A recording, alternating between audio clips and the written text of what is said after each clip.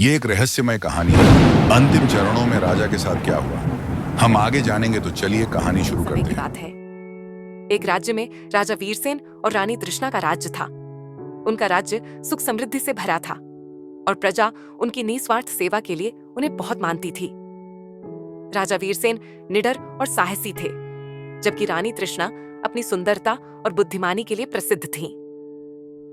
दोनों का जीवन सुखमय था, लेकिन उनकी एक समस्या थी, उनकी कोई संतान नहीं थी। वे संतान की प्राप्ति के लिए कई उपाय और अनुष्ठान कर चुके थे, लेकिन सफलता नहीं मिली। एक रात राजा वीरसेन को अजीब सा सपना आया। सपने में एक साधु ने उन्हें एक रहस्यमयी जंगल में जाने के लिए कहा और बताया कि वहां एक दुर्लभ जड़ी बूटी है जो संतान की प्राप्ति में सहायता कर सकती है। राजा ने सुबह उठते ही रानी को यह सपना बताया और वे दोनों ने तय किया कि राजा स्वयं उस जंगल में जाएंगे और जड़ी बूटी लेकर आएंगे। राजा वीरसेन ने अपनी यात्रा शुरू की। रास्ता कठिन था और चारों ओर रहस्यमयी सन्नाटा पसरा था। कई दिन और रात बीत गए और अंततः राजा उस रहस्यमयी जंगल में पहुंचे। वहां एक बड़ी गुफा थी और उसके भीतर एक वृद्ध साधु तपस्या कर रहे थे। राजा ने विनम्रता से साधु को अपना परिचय दिया और उन्हें अपनी समस्या बताई। साधु ने राजा को बताया कि जड़ी बूटी गुफा के अंतिम हिस्से में है, परंतु वहां तक पहुंचना आसान नहीं है। साधु ने चेतावनी दी, राजन, गुफा में अंधकार और कई रहस्यमयी शक्तियां हैं। आपको अपने साहस और विश्वास की परीक्षा देनी होगी। राजा ने साधु की बातों को ध्यान से सुना और साहस के साथ गुफा में प्रवेश किया। गुफा में घना अंधेरा था और राजा को अजीब सी आवाजें सुनाई दे रही थी। कुछ समय बाद उन्हें सामने एक पत्थर की मूर्ति दिखाई दी जो एक स्त्री की थी। मूर्ति के हाथ में वही जड़ी बूटी थी जिसकी उन्हें तलाश थी।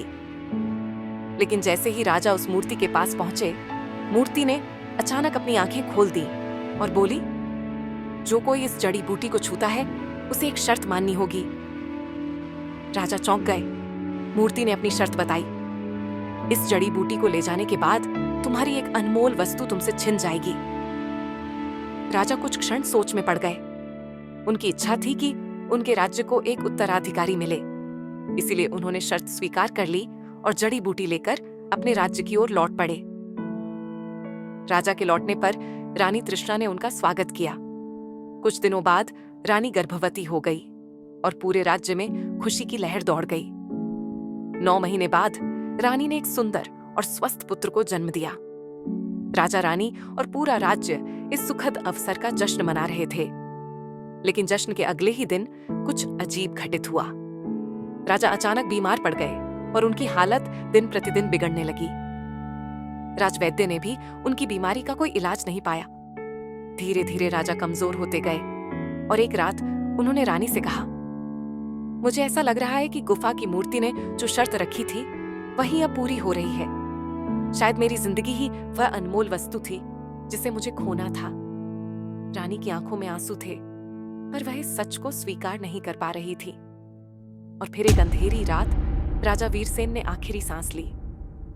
रानी को एहसास हुआ कि राजा ने अपनी संतान के लिए अपनी जिंदगी कुर्बान कर दी थी। राजा के जाने के बाद रानी तृष्णा ने अपने पुत्र को एक निडर और बुद्धिमान राजा बनाने की कसम खाई। उन्होंने अपने राज्य का शासन संभाला और एक कुशल शासक बनी। वर्षों बाद उनके पुत्र ने राजा वीरसेन की तरह राज्य की रक्षा की और राजा वीरसेन की कथा हमेशा रहस्यमयी और प्रेरणादायक बनकर राज्य की प्राचीन कहानियों का हिस्सा बन गई। इस कहानी का अंत करते हुए हर कोई यही सोचता था कि क्या राजा का बलिदान सिर्फ एक संयोग था या सच में किसी अदृश्य शक्ति का रहस्य। ये सवाल राज्य में एक अनसुलझी गुत्थी बनकर रह गया। वीडियो को लाइक करें और चैनल को सब्सक्राइब करें और घंटी के बटन पर क्लिक करें ताकि हर वीडियो का नोटिफिकेशन आप तक पहुंच जाए।